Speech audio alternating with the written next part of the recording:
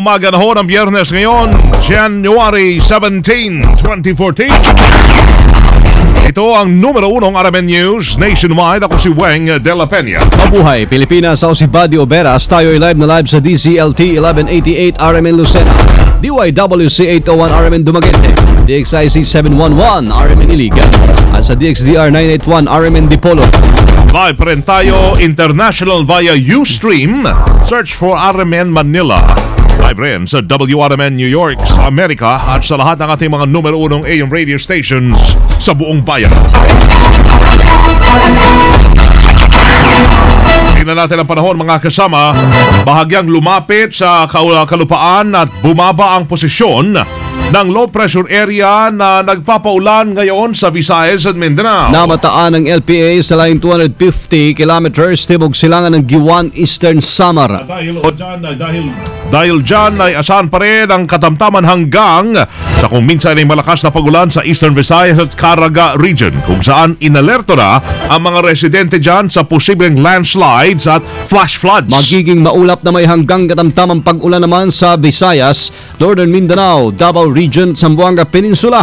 Patuloy naman na iiral dito naman ang amihan o northeast monsoon, kahit asahan pa rin ang mahinang pag-ulan sa Bicol Region, Cagayan Valley at Aurora, habang ang Metro Manila at natitirang bahagi ng bansa o ng Luzon ay magkakaroon ng pulupulong mahinang pag-ulan. Ayon sa Pag-asa, mabagal ang kilos ng LPA na inaasahan pong magiging bagyo, kahit posibleng magtagal pa ng 2 hanggang 5 araw bago tulay lumabas ng Philippine Area of Responsibility. Umabot na sa 33 naman ang bilang ng mga namatay sa pagbaha at landslide sa Mindanao dahil sa malakas na pag-ulan. Bukod dito, umabot naman sa tiyatay nasa 138 million pesos ang halaga ng pinsalang naidulot nito sa infrastruktura at agrikultura sa 2 reyon. Nasa 69,700 mahigit na mga pamilya pa rin na rin ang inilikas at naapektuhan ng matinding pagbaha at landslide. Kaugnay niyan, nasa ilalim na rin ang state of calamity ang lokal na pamahalaan ng Jolo sa probinsya ng Sulu dahil sa storm surge na sumira ng 5 bahay o 5 barangay. Inaprubahan ng lokal na konseho ng Jolo ang resolusyon para magamit agad ang Calamity Fund upang gastusin para sa halos 15,000 residente na apektado ng kalamidad. Bukod sa mga namatay ay nasa 11 katao naman ang pinaghahanap, habang nasa 36 ang sugatan mula sa Regions 9, 10, 11 at Caraga. Kasado na ang isasagawang kilos protesta sa pagsimula ng oral argument sa Korte Suprema hinggil sa malakihang dagdag singil ng Meralco sa kuryente. Inikahit na iba't ibang militanteng grupo lahat na magpatay ng ilaw sa gabi ng Enero 21 sa Martes po yan bilang tanda ng protesta. Ayon kay Benzer Crisostomo, chairperson ng Grupong Anak Bayan, bukod sa blackout protest ay magkakaroon din ng sabayang kilos protesta sa harap ng Korte Suprema at sa mga tanggapan ng Meralco. Sa Pebrero magtatapos ang temporary restraining order na ipinalabas ng Korte Suprema kontra sa mahigit 4 na pisong dagdag singil na ipapato ng Meralco sa mga consumers nito. Wholesale Electricity Spot Market o yung WESM ipinabubuwag. Kasama natin sa balita si Conde Bata. RMN Report. Napapanahon na para buwagin ang Wholesale Electricity Spot Market o WESM.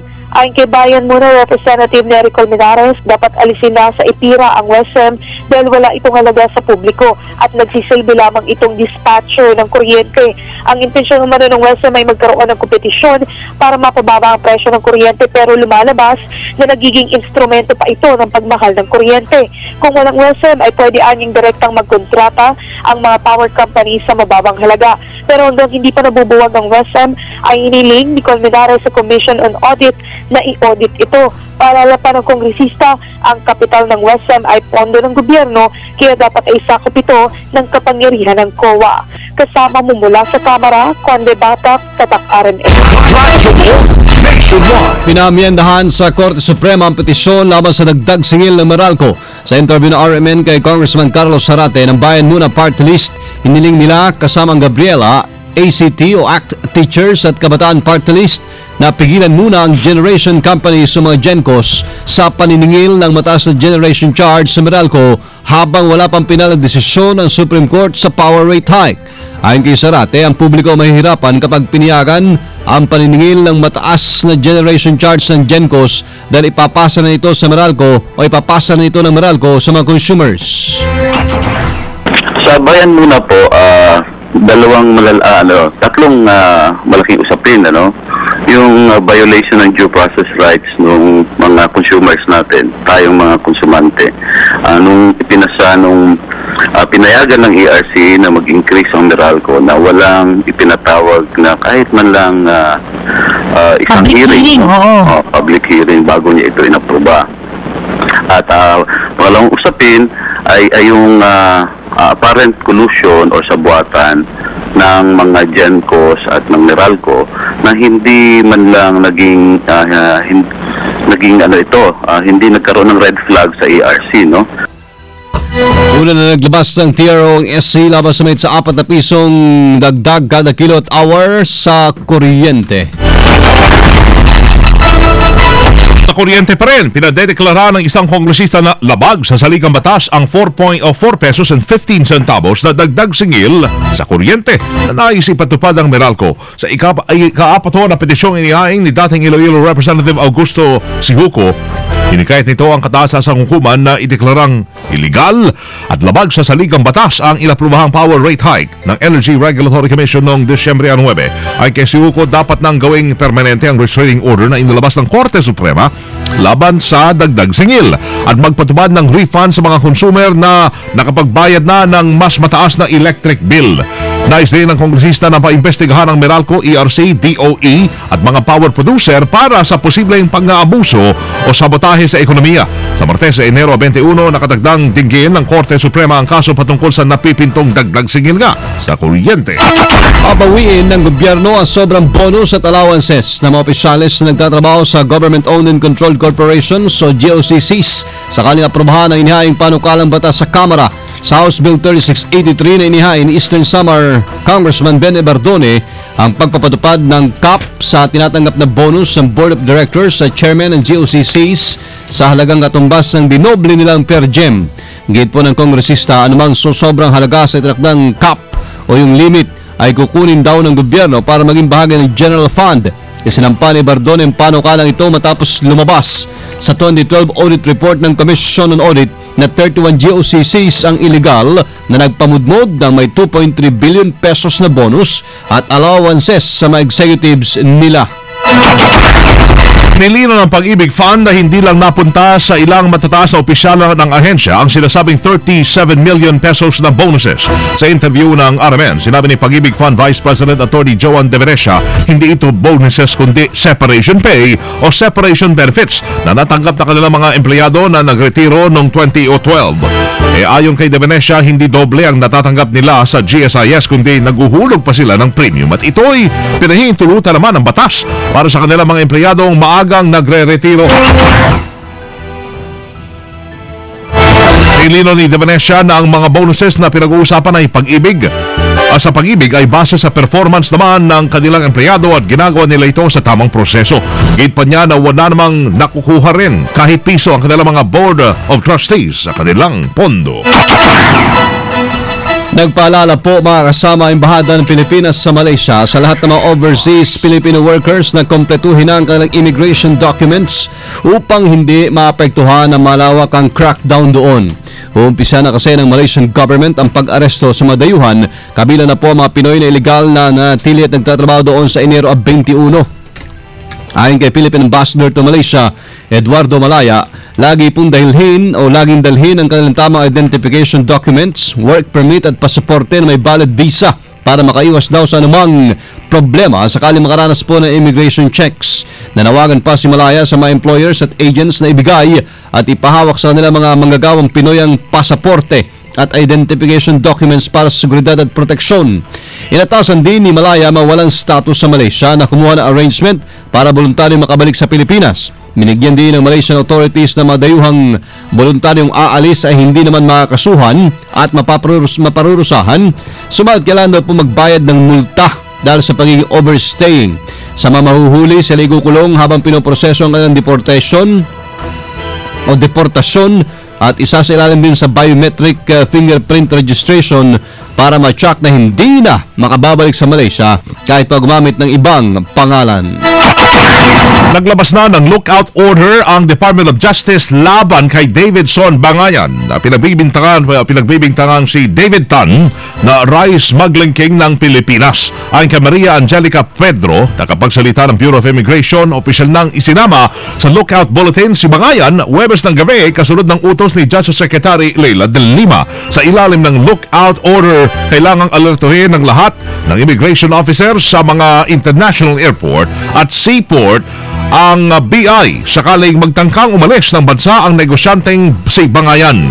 Enero 14, nang lumutang si Bangayan kay Leila de Lima para patunayang hindi siya si David Tan. Ilang senador kumbinsido po na natili pa rin ang korupsyon sa bansa. Kasama natin sa balita, Grace Mariano. RMN Report! Naniniwala si Senator Vicente Tito Soto III na nananatili pa at hindi pa rin talaga nasasawata ang korupsyon sa bansa.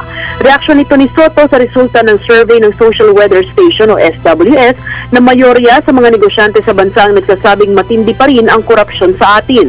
Paliwanag ni Soto ang awareness lamang o ang kaalaman na may katiwalian pa rin nagaganap sa bansa ang umaangat. Maging si Senator Juan Edgardo Sani Angara naniniwalang hindi pa rin nga nagtatagumpay ang gera laban sa korupsyon. Punto ni Angara, hindi naman dapat mag-isang harapin ni Pangulong Noynoy Aquino ang problema sa katiwalian dahil dapat ito ay maging krusada ng bawat isa. Kasama mo sa Senado, Grace Mariano, Tatak RMN.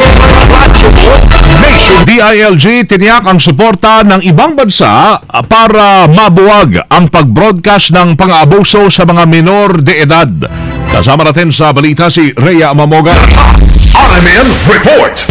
Tiniyak ng Department of Interior Local Government ang buong suporta ng Estados Unidos, Canada, Britanya at Australia para mabuwag ang mga pedophile ring sa Pilipinas na nagbo-broadcast ng pang-aabuso sa mga minor de edad sa abroad.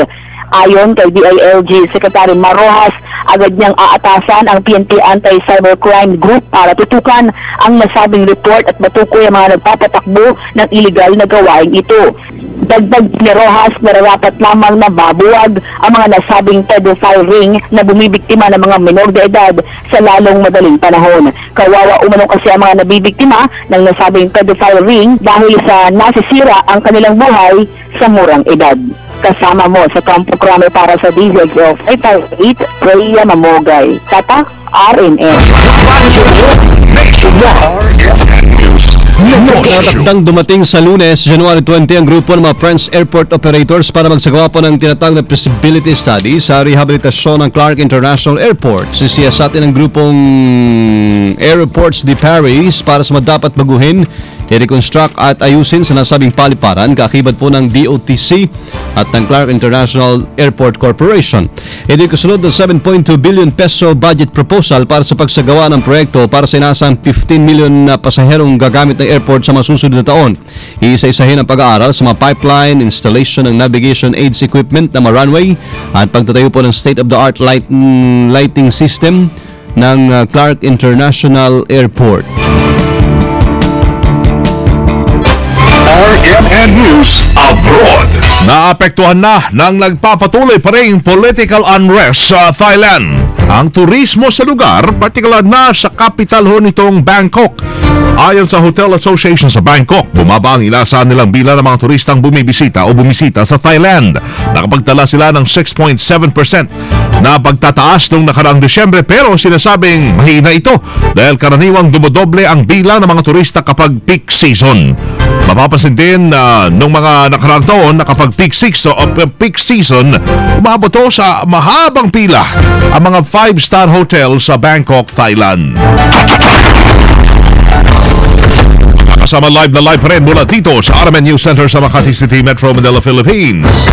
Inyo pong narinig ang number 1 RMN News Nationwide. Ngayon ay Biyernes, January 17, 2014. Sa mga taga Bacolod, susunod na dyan sila kasama Agnes Apostol at si Serge Santillan sa RMN News Diretso Balitang Bacolod sa numero 1 DYHB 747.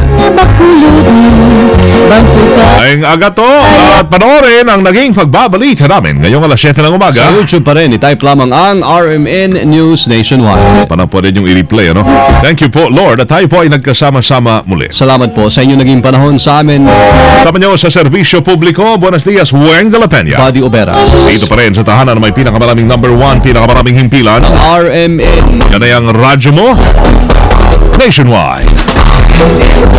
Live via satellite. Live via satellite. RMN News Nationwide. Buong bansa ang boses ng balita. RMN News Nationwide. Anong oras na? Standard time of the country. Tatak alas 7. 17. Tatak RMN. Tinimbang